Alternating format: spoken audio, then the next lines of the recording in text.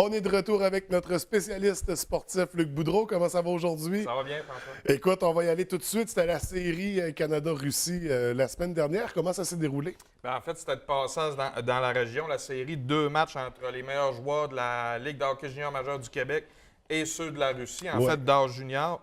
La LHJMQ a balayé les 2 matchs face à la Russie avec 2 victoires, dont mardi dernier au Centre Georges Vézina par la marque de 4-0.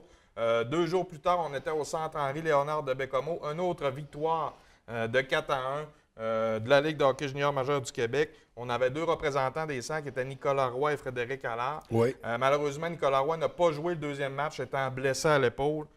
Donc, n'a pas pu participer, mais quand même a contribué là, au premier match. Là, je crois qu'il a compté un but dans cette partie, qui se veut plus une partie pour les dépisteurs des équipes pro. C'est du hockey amical aussi. Là, Oui, mais les jeunes prennent ça au sérieux. Comme je vous dis, là, souvent, il y a des joueurs qui ne sont pas repêchés là-dedans ou encore une fois qui appartiennent à des équipes qui veulent démontrer, qui ont leur place dans la Ligue nationale de hockey. Donc, je pense que c'est important d'avoir un rendez-vous comme celui-là. Oui, donc un rendez-vous qui s'est bien déroulé.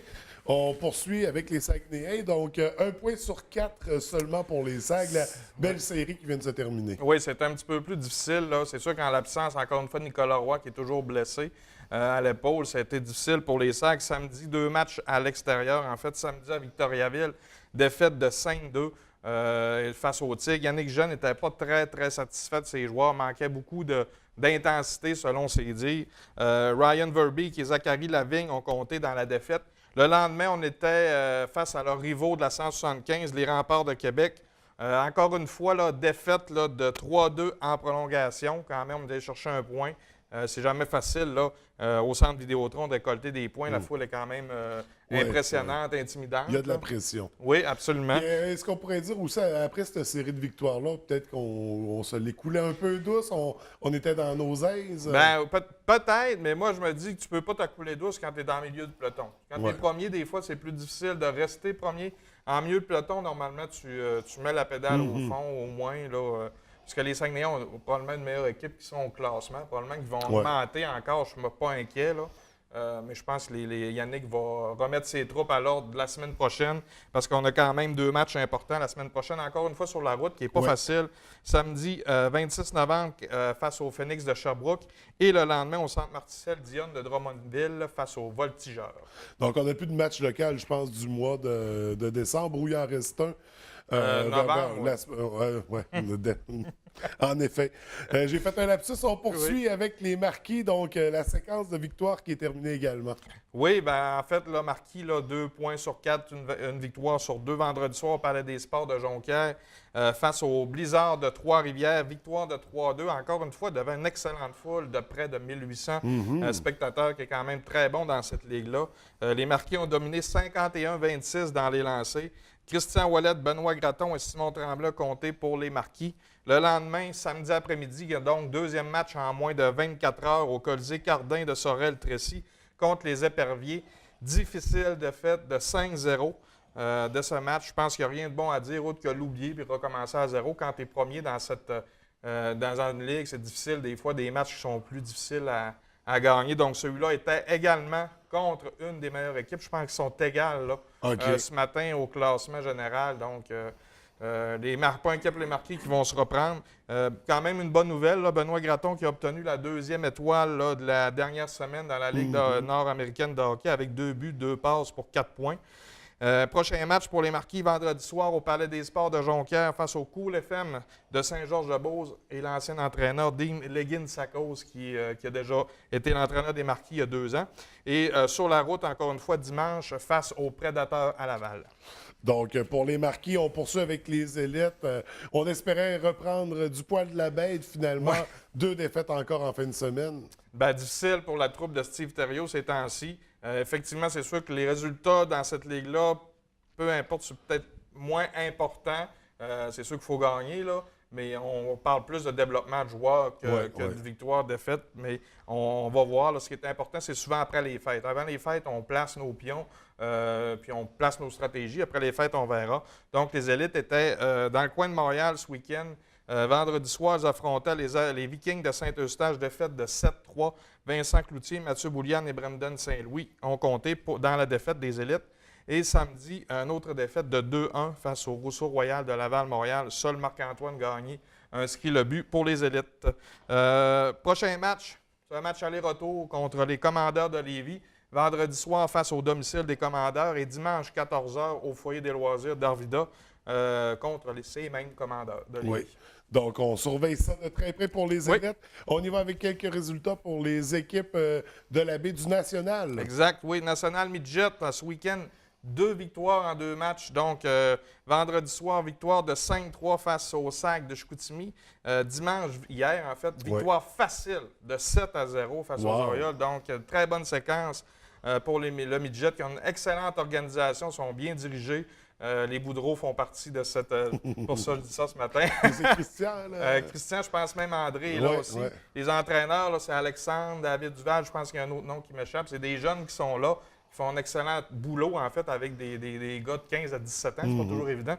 Donc, 2 victoires ce week-end. Pas de match local pour la prochaine fin de semaine. Bantam, il n'y avait aucun match ce week-end. Le seul match qu'ils vont jouer en fin de semaine prochaine, c'est dimanche 27 novembre, 16h30 contre les Marquis au centre Jean-Claude Tremblay. Du côté du Pee-Wee, samedi, victoire de 3-2 face aux Orioles et dimanche, un autre gain également pour le Pee-Wee. Donc, 2 belles victoires pour eux autres face au Rapide de Dolbeau-Mistassini. Aucun match ce week-end. Et c'est pour l'Atome, je n'ai pas le résultat de samedi. Par contre, dimanche, défaite de 7-2 contre les Saguenayens de Chicoutimi. Donc, ça, c'était pour les équipes de double lettre. Oui. Mais on a une équipe de Bantam A, le national toujours, qui s'est démarquée là, en fin de semaine. Oui, quand même un bon résultat pour le National Bantama qui est dirigé par des personnes bien connues, Serge Bélanger, Danny Jean, Michel Lavoie et Maxime Jean qui dirigent cette équipe-là. Ils ont perdu en demi-finale du tournoi de Dolbeau-Mistassini. Ils ont quand même terminé premier de leur section suite aux 3 matchs de qualification, en fait.